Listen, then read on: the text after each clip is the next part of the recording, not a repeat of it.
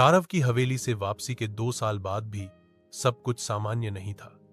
उसे हर रात सपनों में वही आत्मा दिखाई देती, वही जलता हुआ चेहरा, वही खून की आंखें।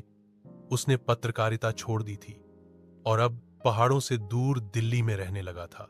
एक रात उसे एक डाक मिला, काली स्याही से लिखा एक लिफाफा था, झूठ अधूरा है, आत्मा जाग गई है, हवेली वापस बुला रही है। तारव का चेहरा सफेद पड़ गया। उस रात उसने पहली बार खुद से पूछा, क्या आत्मा सच में मुक्त हो गई थी? बगोटा गांव अब बदल चुका था। काली हवेली की मरम्मत की जा रही थी। कोई राजवीर मलिक नामक बिजनेसमैन वहां एक रिजॉर्ट बनवा रहा था। गांव वाले खुश थे कि डर का स्थान अब पर्यटन स्थल बनेगा। परंतु मजदूरों की अजीब मौतें शुरू हो चुकी थीं। कोई मशीन में कट गया, कोई छत से गिरा और किसी ने खुदकुशी कर ली। हर मौत रात 3 बजे हुई। राजवीर मलिक ने आरव को बुलवाया। तुम्हें उस आत्मा के बारे में सबसे ज्यादा पता है, उसने कहा। हमें बताओ, क्या यह सब उसी का काम है? आरव मान गया, लेकिन इस बार वह अकेला नहीं गया। उसके साथ थी मेघा, एक पैरानॉर्मल एक्सपर्ट जो आत्माओं से संपर्क कर सकती थी। और जब वे हवेली पहुंचे तो पहली रात ही अजीब घटनाएं शुरू हो गईं। मेघा को सपने में एक बच्ची की चीखें सुनाई दी। उसने दीवारों पर कुछ छिपे हुए निशान ढूंढे। सिंदूर, राख और रुद्राक्ष से बने एक बच्ची की चीखें सुनाई दी, बंद दरवाजे पर। ये दरवाजा पहले कभी नहीं था, आरव ने कहा। मेघा ने बताया कि हवेली में केवल एक आत्मा नहीं थी, वहां एक और आत्मा भी बंधी हुई थी, वो बच्ची जो जिंदा जल गई थी। लेकिन कुछ अधूरी आत्माएं दूसरों को भी पकड़ लेती हैं। जिस आत्मा को तुमने मुक्त किया, शायद वही अब किसी और को अपने साथ बांध चुकी है, मेघा बोली। रात को मेघा और आरव ने आत्मा से संपर्क करने की कोशिश की, एक पुराने तंत्र पद्धति से, जिसे 24 मंत्र विधान कहा जाता है।